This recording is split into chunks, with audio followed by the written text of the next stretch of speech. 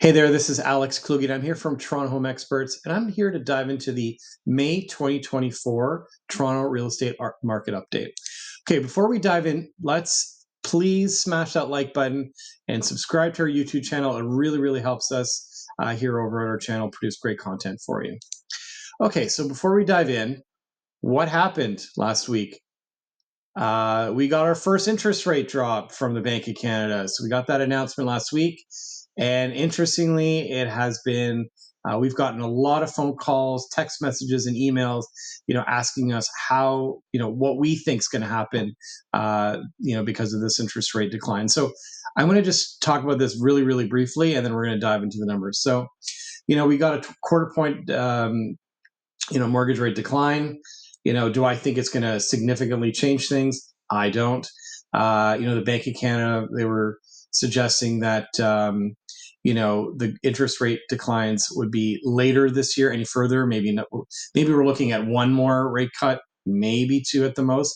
But it's not like they came out and said, we're going to be aggressive in dropping the rates. We're going to see, big drops coming up over the next number of meetings. It wasn't like that. So I don't feel that, this drop really is going to change the market that significantly. But one thing it does do is it does change the buyer's confidence, because we've seen buyer confidence probably pretty close to the lows last fall, and it got a little bit better now that we've got, a little bit of optimism when it comes to, the interest rate environment that we're in. So, it helps confidence, buyer confidence, that, maybe this is the peak or was the peak, and now we're going to see a lower interest rate environment, helps buyers be a little bit more confident for their purchase decisions. So I don't think it's going to be a material change in the market, but I do think it's a step in the right direction.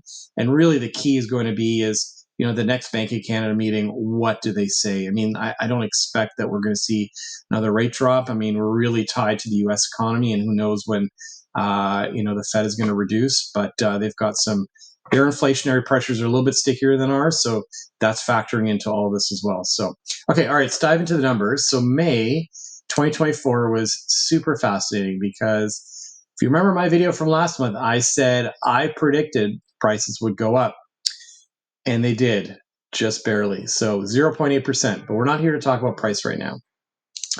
We're here to talk about, what's happening with listings and the overall supply. So active new listings were up 21%, which isn't great. Typically that is a little bit of a leading indicator when it comes to, prices, because obviously if you have more supply of a product and the sales volume is the same or maybe a little bit lower, like typically that's the start of a price climb. But we're not seeing that, which is super fascinating. And, frankly, I don't have an answer for that, because really, typically we see that's the start of a softening market. And yeah, there's some indicators to suggest that the market is softening, but I'm not quite seeing that.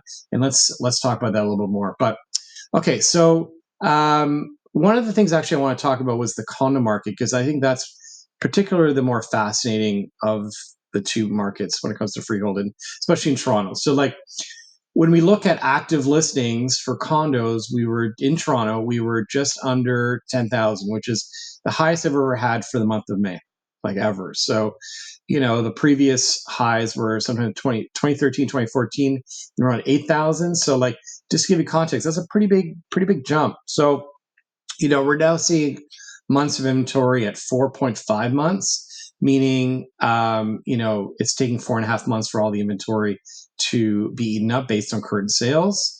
And that's a little bit lower than the fall market, which is interesting. We're over 5 at that point. So, the condo market is still showing signs of weakness.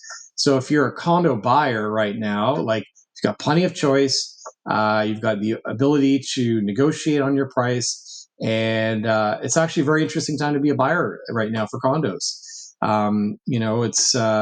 We're seeing a lot of investors who own condos, would have mortgage renewals coming up or selling because, it's tough to cash flow at the new rates. So, but if you're a seller, obviously you have to be aware of the weakness. So it takes some specific strategies in order to stand out and be successful with the sale of a condo, especially in this market right now that's so soft. But okay, so Average price. So typically, the month from April to May, we typically do see a price increase. And we did 0.8%, as I said earlier. But, were we comparing to where we were last year, uh, average prices are down 2.5%. So if you remember last May of 2023, that was the peak of the 2023 market. Like that was the height of it. And that like 2.5% isn't like a huge change in my view, but the market is a little bit softer. And so obviously that's playing into that. But what's interesting is despite the weakness in the condo market, average prices for condos in Toronto are only actually down 3%. So if you're looking at, the freehold market or the townhouse market, like all of those markets combined, and condos are down slightly more than the average, well, like, that's not so terrible. So prices are a little bit sticky. So, I'm really, really curious to see what happens this summer. Like, our interest rates going, or the interest rate decline that we just had, is that like spur on a new, set of buyers? Or, are buyers going to still wait on the sidelines, see what happens with the next two mortgage rate announcement or interest rate announcements from the Bank of Canada? Like, do they wait until the fall? Like, I don't know, but it's going to be super, super interesting to look at that.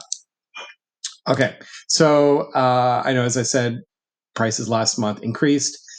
I don't know what's going to happen this month. Like, it's hard to say. It's still early. My sense is we're going to be probably flat or maybe down just a little bit. But let's see what happens over the next 30 days, and definitely tune into next month because that'll be another fascinating video. So, average price. I love this graph. I do. We look at what sort of this gives a really good overall picture where we were from May 2022, which was like, call it 3 months post peak, the 22 market. Like, yeah, like, we've been trading in that range, like, in and around like 1-2, like we touched that last May. And again, this May, we're not quite there, but we're down just a little bit. So, this is, I truly feel that buyers are really going to be interesting to watch, because the buyers that we're working with right now, as an example, like depending on the segment that you're working in, like certain segments of the market are still really, really active. Like the freehold market, depending on where you are in Toronto, like are really active. Like the East End, like if you're talking about, Riverdale, Danforth, the beach, like those markets are really, really active right now. Multiple offers are very common. Same for like central Toronto neighborhoods. Some of the prime central Toronto neighborhoods are extremely active. Like desirable in the West End, like Junction High Park, like Roncesvalles. Like again, those areas are all like really reactive. But and go into some of the tertiary areas and around there, like it's a little bit softer. So, this is not too dissimilar to what we saw last May. And yeah, fascinating that to see where we land over the next few months. So, anyways, really appreciate you tuning in this month. Thanks so much. And again, we love those questions. Like, last week when we got all those emails and calls and texts, about what did this more interest rate change mean for the market? Like, we love those questions, and please keep them coming, and we will see you next month. Thanks again.